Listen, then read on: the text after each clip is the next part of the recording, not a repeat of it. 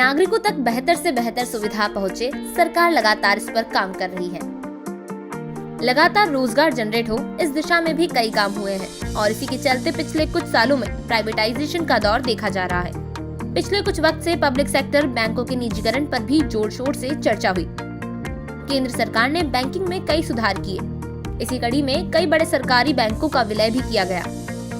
महज 3 सालों के अंदर ही पब्लिक सेक्टर के 27 बैंकों का विलय कर 12 बैंकों में समेट दिया गया।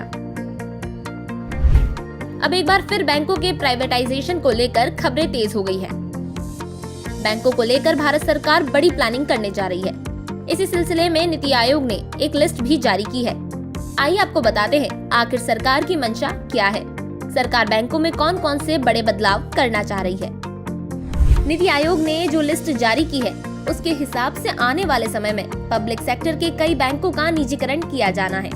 साथ ही जिन बैंकों का निजीकरण नहीं होगा इसकी भी जानकारी दी है।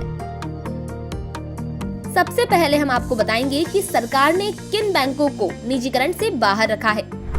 लिस्ट के मुताबिक सरकार ने Punjab national bank, union bank, Canara bank,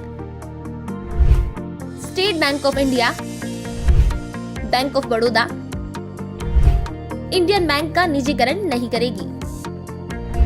आयोग ने नोटिस में कहा है कि देश के जो भी बैंक कंसोलिडेशन का हिस्सा थे उन सभी बैंकों को निजीकरण की लिस्ट से बाहर रखा जाएगा। वित्त मंत्री निर्मला सीतारमण ने बजट भाषण में घोषणा की थी कि पब्लिक सेक्टर के 2 बैंकों और एक सामान्य बीमा कंपनी का निजीकरण किया जाएगा।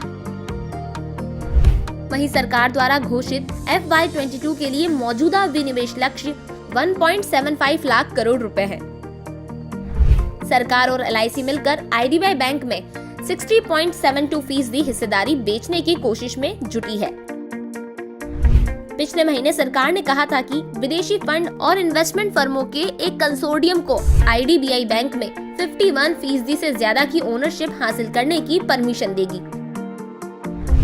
वहीं सूत्रों की माने तो department of investment and public asset management 2023 की शुरुआत में IDBI बैंक के लिए फाइनेंशियल बीड्स यानी वित्तीय बोलियां आमंत्रित कर सकता है।